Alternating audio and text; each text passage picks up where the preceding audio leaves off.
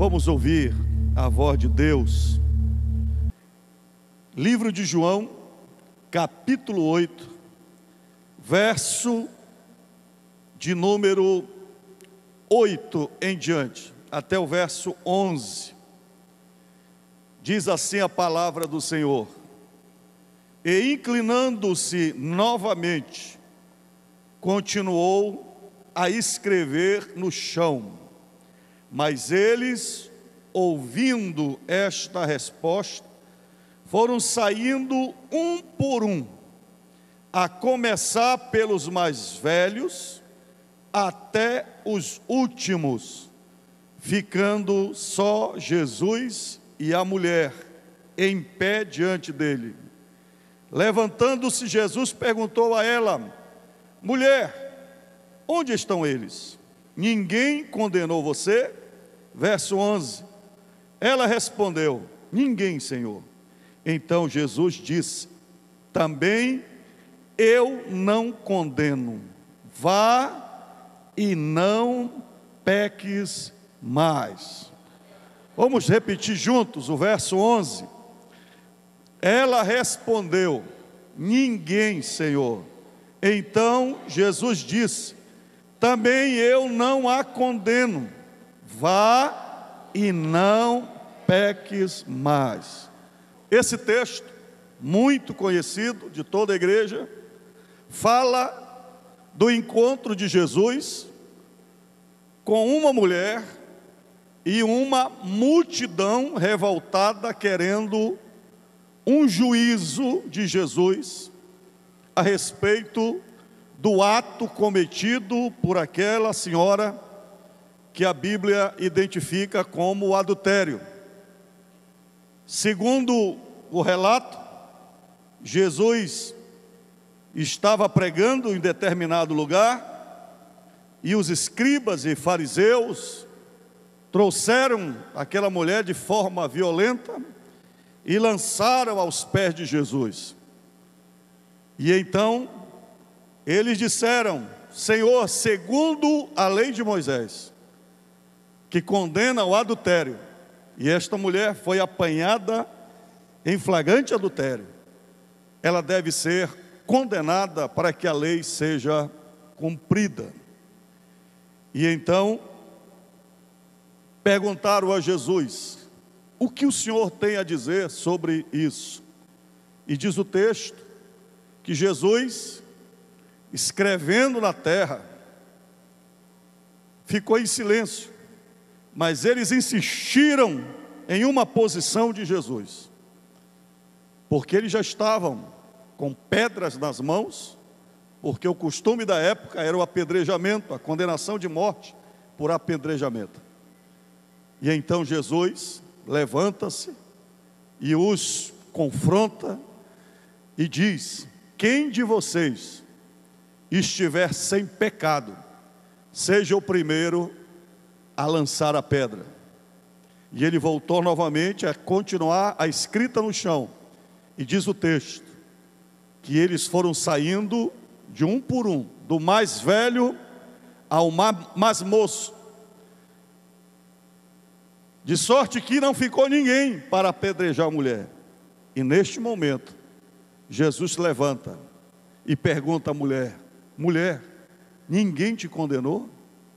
Cadê os teus acusadores? E ela respondeu: ninguém, Senhor.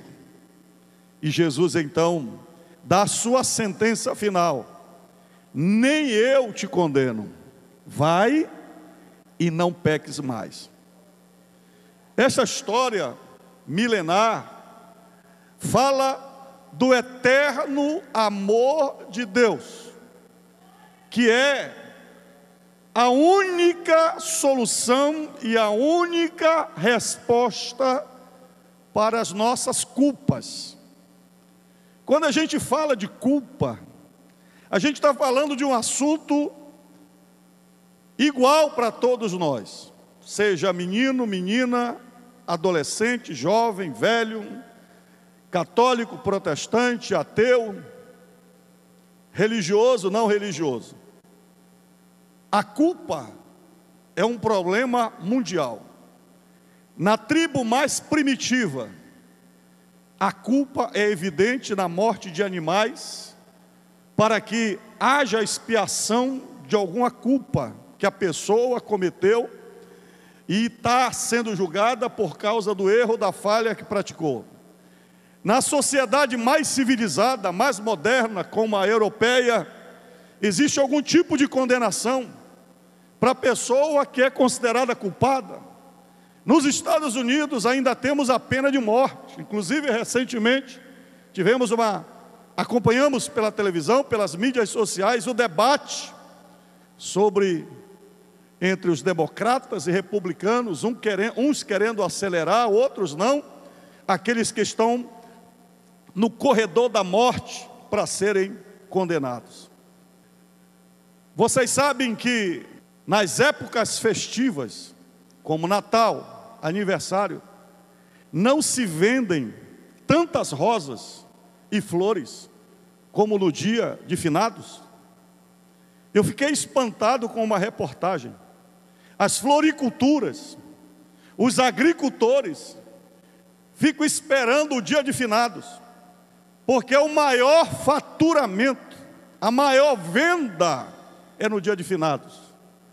E as pessoas vão aos cemitérios, não só porque sentem saudade, ou porque amam, e sentem carência da pessoa amada, que está sepultada, mas as pessoas vão ao cemitério. A principal razão é a culpa. É uma forma de expiar, de absolvição, para aliviar a sua consciência. Essa história é o tratamento de Jesus para a nossa culpa. É o tratamento de Jesus para as nossas culpas. Como expiá-las? Como nós resolvemos o problema da nossa culpa? E aqui nesse texto, nós aprendemos de uma forma bem rápida, pelo menos 5 coisas sobre a culpa, que eu quero compartilhar com você. Em primeiro lugar, para você entender o caminho do perdão de Deus, você tem que entender os tipos de culpa. Aqui, no caso desta mulher, nós temos, aqui evidente, nós temos a culpa fictícia. O que é a culpa fictícia? É quando a pessoa sofre de um dilema, de uma culpa que na verdade diante de Deus não existe. Por algum preconceito, por algum artifício cultural, por alguma questão ideológica, a pessoa carrega esse fardo, essa culpa, essa dor. E você observa aqui no texto, a partir do verso 1, que apesar do pecado que a mulher praticou, mas era uma armação, porque eles não estavam preocupados com o ato em si que a mulher tinha praticado. Eles queriam pegar Jesus em uma falha. O segundo tipo de culpa é a culpa maligna. É quando Satanás, ele usurpa o teu delito, a tua fraqueza, a tua angústia, e sobrecarrega isso de maldição, de tal forma que você é achatado, é comprimido, a ponto de até pensar em suicídio e outras formas para tentar expiar a tua culpa. Mas em terceiro lugar, nós temos aqui a culpa verdadeira. A culpa verdadeira é você reconhecer que diante de Deus você é um pecador. E quem nos convence do pecado é o Espírito Santo. Às vezes as pessoas querem na nossa vida ser como um fariseu e um escriba, pegando a gente e levando na marra diante de Deus e nos expondo. E aí, o que é que vai acontecer? Às vezes na igreja tem gente assim, que quer te envergonhar, te afrontar, mas a culpa verdadeira É quando diante de Deus, convencido pelo Espírito Santo, você reconhece verdadeiramente que você é um pecador. E isso só é realizado pelo poder do Espírito Santo. João capítulo 16, e o verso 8 ao verso 11 diz assim: quando ele vier, o Espírito Santo convencerá o mundo do pecado, da justiça e do juízo. Do pecado porque não crê em mim, da justiça porque eu vou para o meu Pai e não me vereis mais, do juízo porque o príncipe deste mundo já está julgado. Quem nos convence do pecado? É o Espírito Santo. Não adianta você puxar alguém pelo cabelo, não adianta o papai pressionar o filho, não adianta a esposa pressionar o marido, nem o marido a esposa, nem o patrão o empregado. Só quem nos convence da culpa verdadeira é o Espírito Santo. Uma coisa que nós devemos compreender, que nós somos alertados por Deus quanto ao perigo de termos a consciência morta, a ponto de não sentirmos mais tristeza ou nenhum incômodo pelo erro praticado. Ou seja, em algum momento você pecou, e você vai pecando, e vai pecando. Daqui a pouco a tua mente se torna tão cauterizada, que um simples gracejo, uma simples olhadela, vai se transformando em carícia, em desejo. Daqui a pouco você vai para a cama, vai para um motel, você rouba, você mente, você engana. A palavra de Deus diz em Romanos capítulo 1, verso 28 a 29, olha como esse texto é sério. Diz assim: e por haverem desprezado o conhecimento de Deus, o próprio Deus os entregou a uma disposição mental reprovável,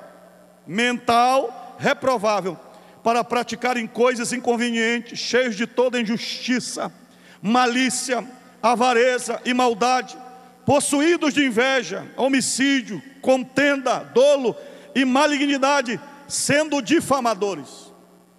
A palavra de Deus diz que quando você não reconhece os teus erros, que o Espírito Santo vai te falando, que a palavra de Deus vai te revelando, daqui a pouco você come pecado como se estivesse comendo açaí. Você é capaz de matar uma pessoa e depois assistir televisão como se nada tivesse acontecido. Você é capaz de mentir, falar mal, murmurar, enganar outra pessoa, e aquilo é a coisa mais normal. Tem pessoas que mentem, enganam, e vêm para a igreja louvar a Deus, como se fosse a coisa mais normal. A Bíblia fala de mente cauterizada. Se você ler 1 Timóteo capítulo 4, verso de número 2, Paulo fala de mente cauterizada. O que é mente cauterizada? É como se você pegasse um ferro em brasa e queimasse o teu músculo, a tua consciência. Isto é, você perde a sensibilidade naquele local, você não sente mais nada. Às vezes eu ouço algumas mães dizerem: mas como é que pode esse meu menino, esse meu filho, que saiu da minha barriga, se tornar um menino tão perverso? Porque não é a sua culpa, é o pecado. Vai desfigurando a pessoa. A segunda coisa que eu aprendo aqui nesse texto é a realidade da culpa, é a necessidade do perdão. Você sente a necessidade do perdão de Deus? Hoje eu conversava com uma pessoa, trocando mensagens, e aquela pessoa disse para mim: ajude meu irmão, fale com meu irmão, dê uma palavra para ele se arrepender. Mas eu disse para ela, para que a pessoa receba ajuda, ela tem que reconhecer que precisa ser ajudada. Não basta você apenas ter cometido um pecado, você tem que reconhecer que pecou, e você tem que reconhecer que precisa da solução de Deus para o mal, para o erro e para o pecado que você cometeu. Por favor, leiam comigo capítulo 8, o texto que estamos lendo, Veja o verso 6 ao verso 9. Olha o que diz a palavra de Deus. Mas Jesus, inclinando-se, escrevia na terra com o dedo. Como eles insistiu na pergunta, Jesus se levantou e lhes disse: quem de vocês estiver sem pecado, seja o primeiro a atirar uma pedra nela. Observe a cena. Um monte de homens, e não eram só homens, eram escribas, eram fariseus, eram os mestres daquela época.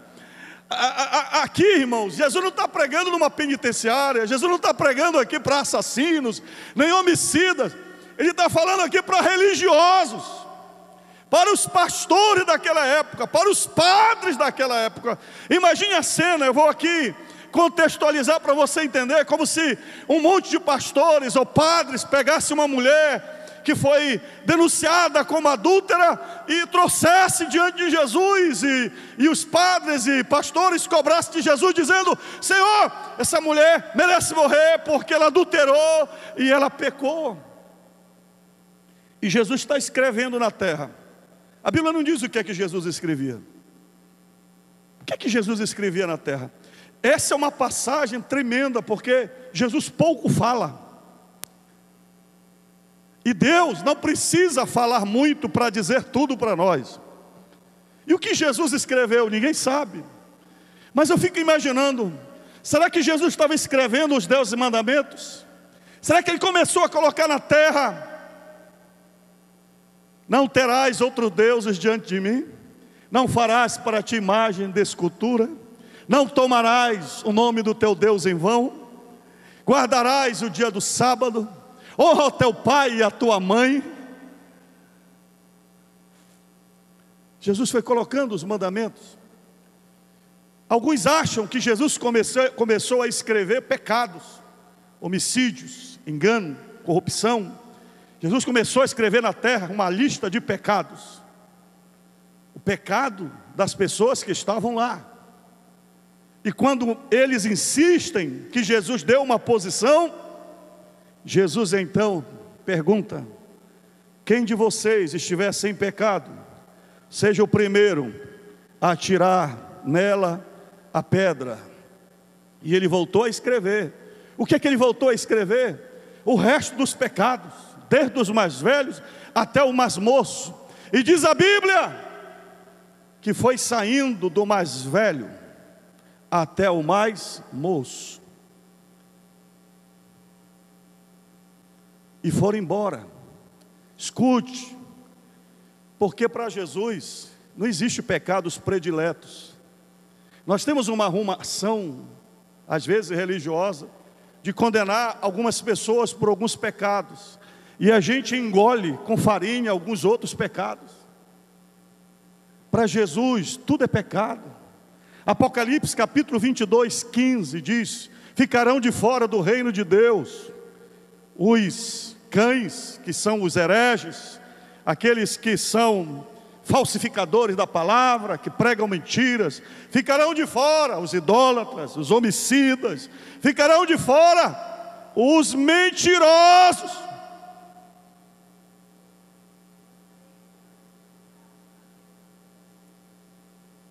Quem estiver sem pecado, seja o primeiro a tirar a pedra.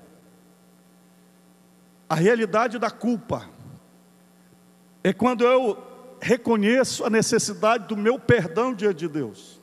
Você pode morar dentro da igreja 20, 30 anos e a tua vida não vai mudar, se você não reconhecer que precisa de cura, que precisa ser tocado pelo médico dos médicos.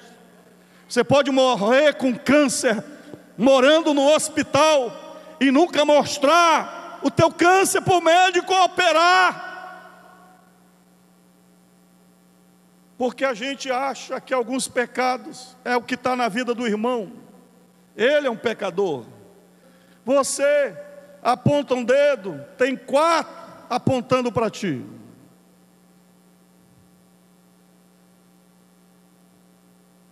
Você precisa do perdão de Deus.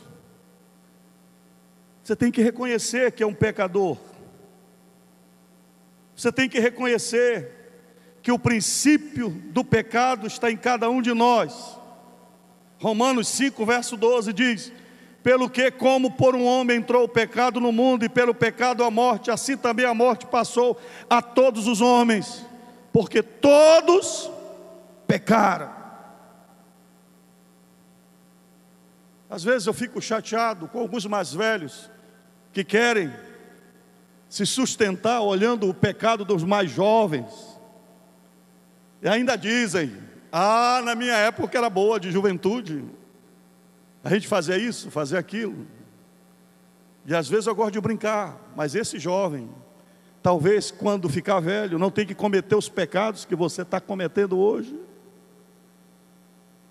Escute, o pecado é uma condição que vai nos alterando de dentro para fora.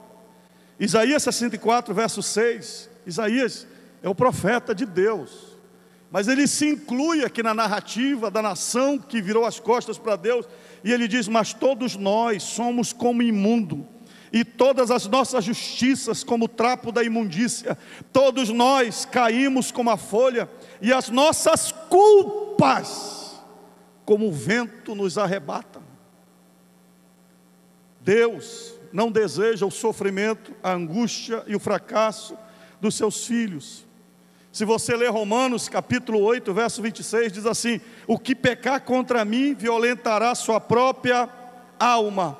Todos os que me aborrecem amam a morte. O pecado não é uma questão de Deus tirar a tua liberdade, dizer para você o que pode e o que não pode, mas os mandamentos e o caminho que Deus indica para nós é a vida, o resto é morte. E você pode até desobedecer a Deus, virar costa para Deus, mas Deus já sabe onde isso vai resultar. Vai resultar em morte. E sabe o que é a culpa?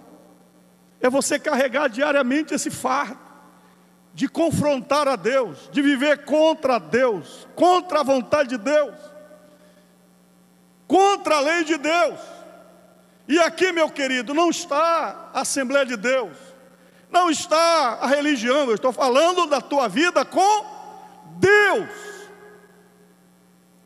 Salmo 32, verso 2, salmista Davi disse: feliz é o homem em que o Senhor não atribui iniquidade, em cujo espírito não há dolo, não há peso, não há culpa. E Davi fala no verso de número 3 a 4: enquanto eu calei os meus pecados, envelheceram os meus ossos pelos meus constantes gemidos todo dia, porque a tua mão pesava dia e noite sobre mim, e o meu vigor se tornou em sequidão de estio. Porque você não tem como se livrar da culpa. Você pode fazer maquiagem, você pode trocar de óculos, você pode fazer compra no shopping, você pode colocar paletó novo, você pode colocar tatuagem no teu corpo, você pode se transfigurar, você pode comprar carro novo, porque há várias maneiras de tentar fugir da culpa. Talvez você já esteja no terceiro casamento, porque sempre o errado é a tua mulher, ou as mulheres com quem você viveu, e você vive carregado pela culpa, porque não reconhece que é um espírito de prostituição na tua vida.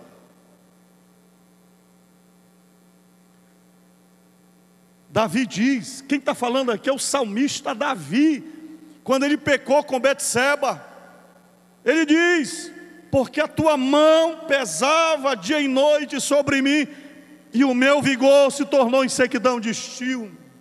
A nossa sociedade está morrendo, a nossa sociedade está deprimida, a nossa sociedade está ansiosa, nós temos uma geração que vive a pesos de remédios, tarja preta, para dormir remédio, para acordar remédio, para trabalhar remédio.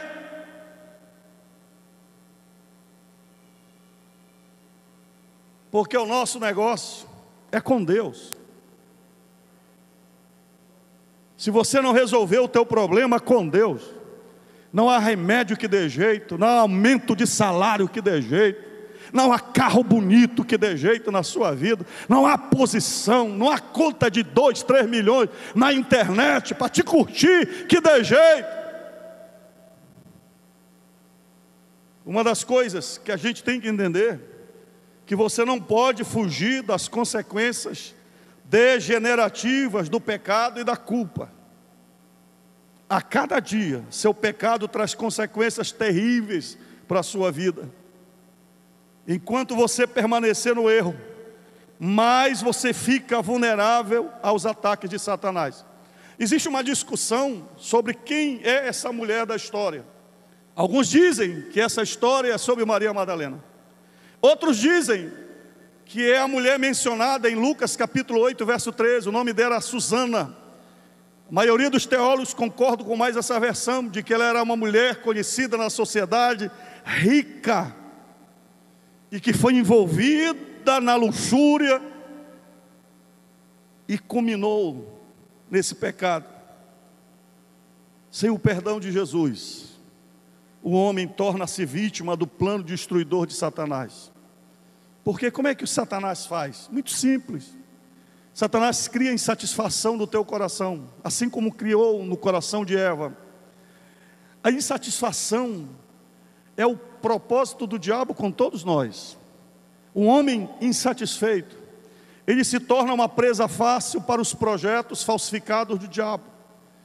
E o diabo coloca aquele projeto maligno dele, disfarçado, com uma pílula venenosa, mas adocicada. O projeto é o mesmo, desde o início da criação, não há outro. E no final, o próprio diabo te leva ao fracasso e à destruição. E depois que ele te destrói, Satanás te expõe à vergonha, te expõe à derrota. Porque a Bíblia diz que ele veio para roubar, matar e destruir.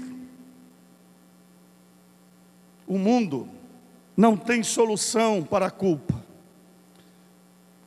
Olha o que diz o texto, capítulo 8, verso 9. Repitam comigo, por favor.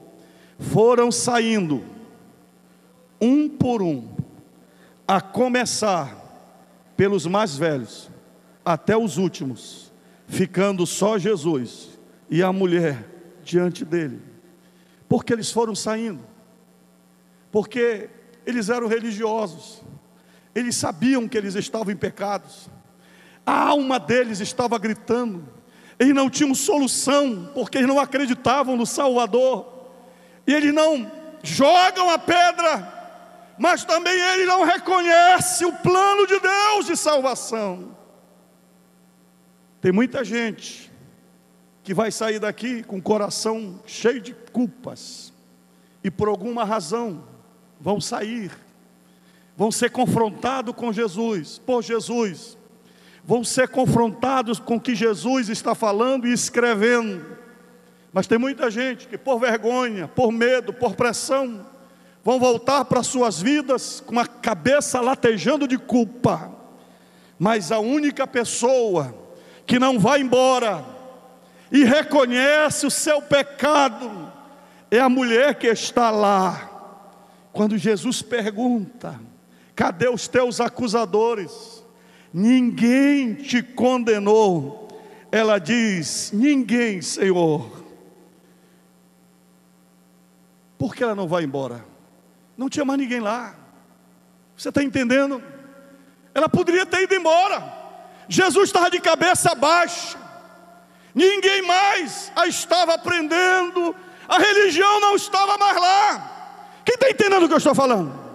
A religião que trouxe ela amarrada e jogou diante de Jesus, a religião foi embora. Ela podia ter ido embora, mas ela não foi. Por que ela não vai? Porque ela entende que só havia uma pessoa que podia absolvê-la do seu pecado. E ela diz: Senhor, ninguém me condenou. E Jesus então disse para ela: nem eu te condeno. Eu não sei qual é o seu pecado. Não sei qual foi o seu pecado ontem, nem esta semana, nem este ano. Mas não interessa. Jesus está dizendo que Ele não te condena.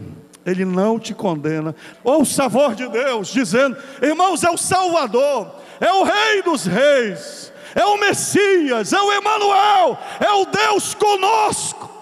é o amor em pessoa, é o Jesus de Nazaré. Jesus está dizendo: mulher, eu não te condeno. Você que está lá na sua casa, você que já está sofrendo, eu não sei qual é o martírio, o que aconteceu com você, os pecados que você cometeu. Talvez você esteja dentro de uma penitenciária, talvez você esteja aí cumprindo uma sentença, talvez você ainda nem tenha sido descoberto pelos homens, mas a tua mente está cauterizada. Mas hoje Deus está despertando você para a realidade. Talvez as lágrimas estejam caindo nos teus olhos, e Jesus está dizendo: eu não te condeno, eu não te condeno, eu não te condeno. Escute, qual é a grande dificuldade da gente receber o perdão?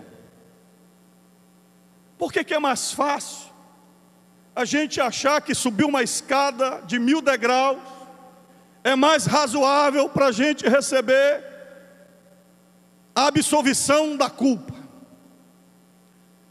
Por que a gente imagina que para ser perdoado a gente tem que fazer alguma coisa, carregar uma cruz, levar flor no cemitério, ser explorado por outro? Você sabia que tem muita gente que deixa ser explorado por outro, mas não é porque ele é humilde, é porque ele se sente culpado. Então é aquela pessoa que aceitou a ser um demônio em pessoa.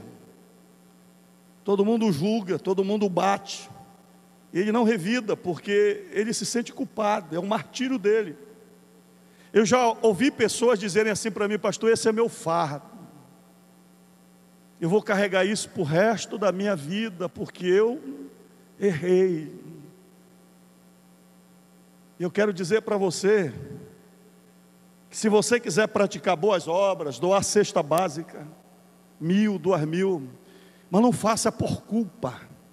Isso não vai te levar para o céu, não vai.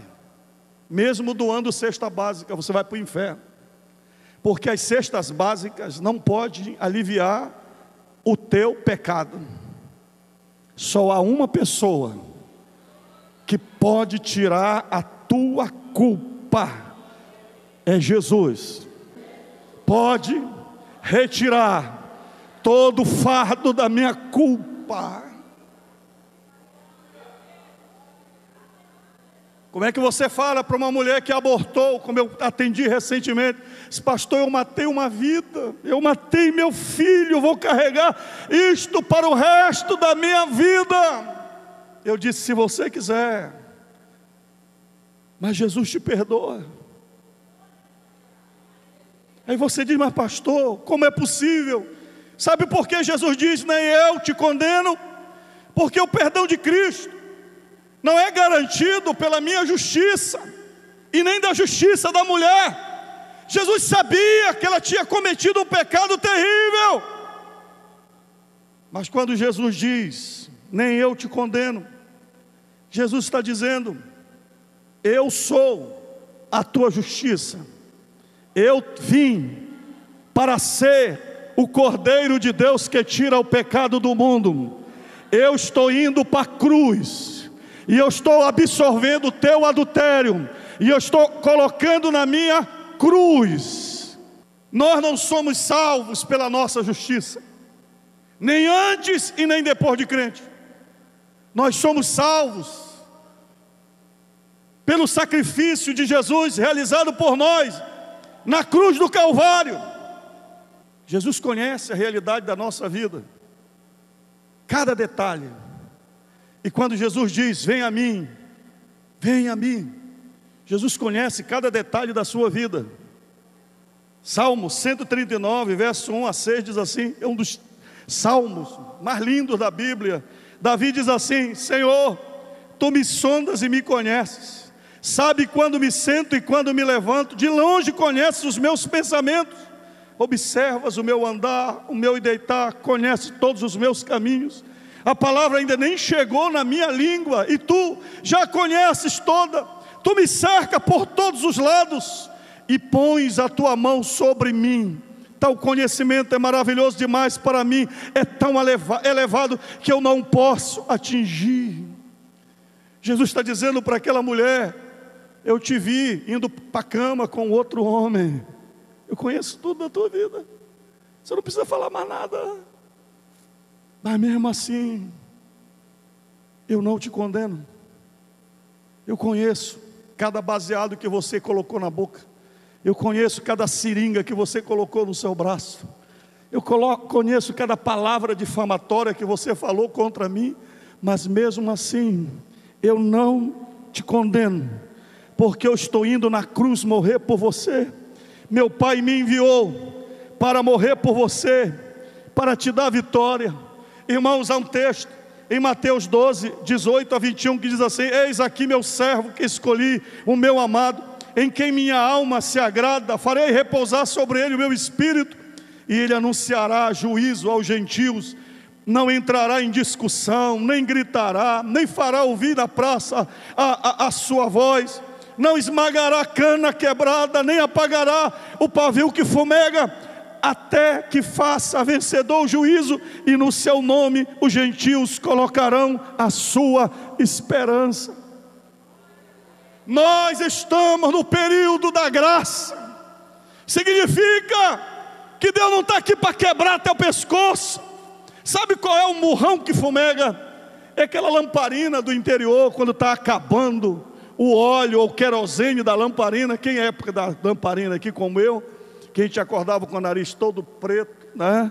E quando ia acabando a gasolina, o querosene ou o óleo, o morrão ia fumegando. Jesus está dizendo: alguns de vocês, o morrão está apagando, você não tem mais nada de vida, mas eu não sou o Deus carrasco que quer acabar com a vida de vocês, não. Eu vim para que vocês tenham vida, eu não condeno vocês, eu vim para dar vida, eu vim para renovar e dar uma nova esperança. Lucas 19:10, ele veio buscar e salvar o que se havia perdido, porque Deus amou o mundo de tal maneira que deu seu Filho unigênito, para que todo aquele que nele crê não pereça, mas tenha a vida eterna. Porque Deus enviou o seu Filho ao mundo, não para que julgasse o mundo, mas para que o mundo fosse salvo por ele. O perdão de Cristo é garantido, porque Ele pagou o preço do nosso resgate. Ele foi na cruz por você, Ele levou as suas dores, Ele levou os seus pecados.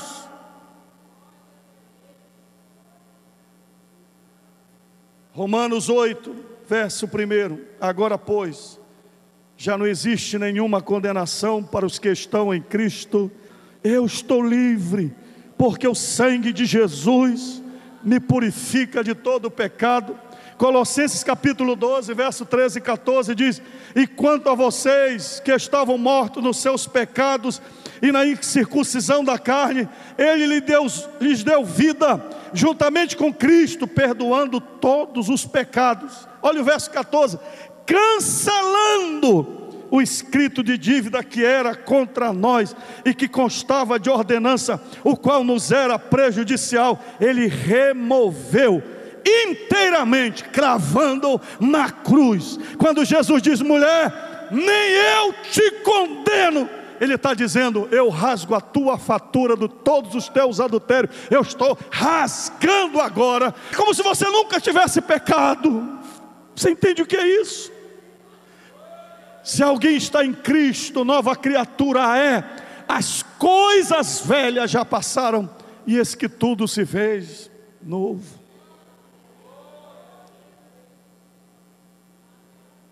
A libertação da culpa, as bênçãos do perdão.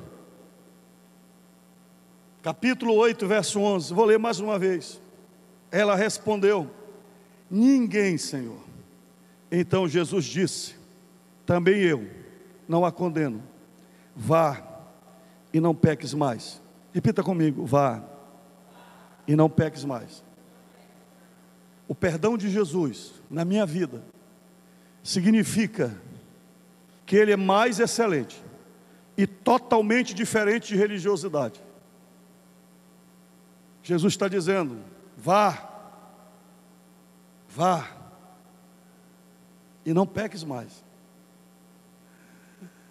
Jesus está dando a ela um poder, uma autoridade para não pecar. Você imagina uma mulher adúltera que chegou ali se arrastando ou arrastada, mas Jesus olha para ela e está dizendo: eu acredito em você, eu confio em você, a minha bênção estará a tal ponto na tua vida, que a partir de hoje, você vai voltar para a sociedade, vai encarar os homens que te tentavam, e você terá poder e autoridade, e você não pecará mais. Jesus não a coloca numa redoma, Jesus não a protege, Jesus não desconfia dela, não. Jesus diz: vai e não peques mais. O perdão de Jesus implica em mudança de vida. É aqui que existe uma diferença muito grande da graça de Deus, real e verdadeira, da libertinagem que estão pregando por aí, dizendo que Jesus nos aceita do jeito que nós somos. Não é verdade. Jesus não te aceita do jeito que você é. Jesus te transforma para que você tenha relacionamento e vida com Ele. Ninguém que entregou a vida a Jesus permaneceu do mesmo jeito. Vocês precisavam me conhecer na minha fase de infância no interior. No interior, no Urumajó, a gente andava descalço, só tinha uma chinelinha de borracha para calçar, usava até desgastar o calcanhar. Às vezes a gente ficava com a metade, porque ia torando a sandália, ia ajustando a sandália, e às vezes o pé ia grande, já crescia naturalmente, e a sandália diminuindo, porque a gente cortava para não passar vergonha diante das outras criancinhas. E às vezes o pé preto, canela preta, a perninha preta. E um dia eu vim passar férias com a minha avó, aquela que morreu com 105 anos, a vovó Dolores. E eu cheguei aqui em Belém, eu era assim meio pretinho, meio escuro. E a minha avó tinha uma tina. Vocês lembram da tina? Quem lembra de vassourinha? Quem lembra daquelas escovinhas que tinha antigamente? Eu me lembro até hoje da tortura. A minha avó me colocou dentro da tina. Ela disse: meu filho, vai sair todo o cieiro. Quem se lembra o que é de cieiro aqui? E eu fiquei de molho. Ela jogou sabão dentro. E vai, vape no pezinho, vape na canelinha, vape na perninha. E eu queria gritar, ela dizer: não grita que a vovó vai te banhar, vai te limpar. Depois que eu tomei o banho na tina, ela me passou talco, me passou perfume, me deu uma roupinha nova. Irmãos, eu fui diante do espelho, era uma outra criatura. Quando eu cheguei em Urumajó, os outros meninos me encarnavam. Quem sabe essa palavra da encarnação? Isso é lá de antigamente. Os meninos me encarnavam, e eu não queria mais andar descalço.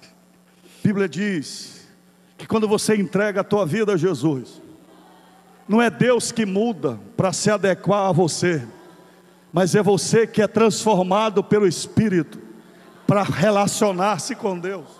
Deus vai passar escovinha na tua boca, Deus vai passar escovinha no teu ouvido, Deus vai passar escovinha no teu pezinho, Deus vai passar escovinha no teu ouvido, Deus vai passar escovinha no teu coração. Daqui a pouco aquele homem zarrão, durão, vai começar a chorar na presença de Deus, a adorar ao Senhor, a glorificar a Deus. A sujeira vai sair, você vai aprender a amar, você vai aprender a adorar a Deus, a glorificar o nome do Senhor Deus.